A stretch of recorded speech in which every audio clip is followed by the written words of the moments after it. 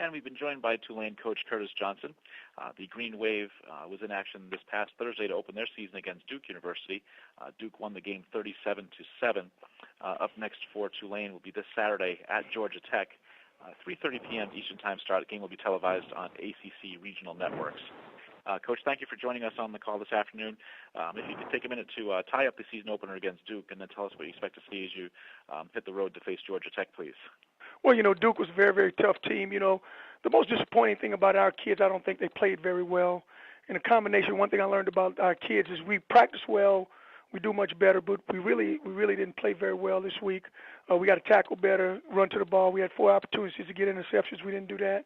And, offense, we didn't move the ball early on in the game. We got to throw it down the field. Tanner had 11 shots to go downfield, and we only connected on a couple of them. So we'll get better. The positives on it, some of those young kids really played pretty decent. Those receivers I thought played well.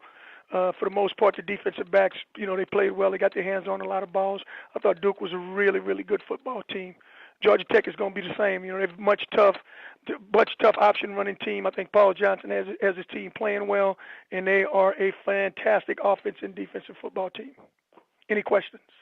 We'll take questions for Coach Johnson, please. Star 1 on your telephone to join the queue. The operator will introduce you. Well, Coach, let me throw the first one out, if I may. Just in reference to some of the other coaches have been asked today. There were some pretty big numbers put up by teams in the conference this week on the offensive side. 50 and 60 points and 500, 600 yards. Is that going to be the theme in the conference this year, and particularly maybe on the western side of things?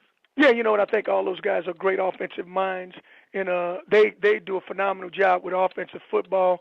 Some of those units are older units, and they're accustomed to scoring a lot of points. The one thing we've done, we played, we want to play really good defense. Our younger kids are offensive players, so we're trying to get them in a groove and get them in rhythm. But I really, really think it's an outstanding offense on the Western Conference side. And I had one question about Georgia Tech, if I may. Last year that was a game that 21-21 late in the second quarter, and then maybe their experience prevailed a little bit in the second half. With your team being much more experienced this year than it was a year ago, with so many guys back, do you anticipate a tighter game this year or something?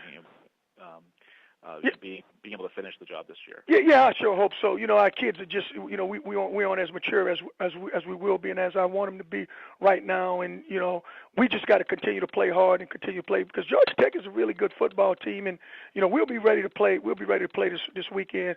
We just got to make sure we play assignment football on defense, and offensively we got to continue to move the ball like we did against them a year ago.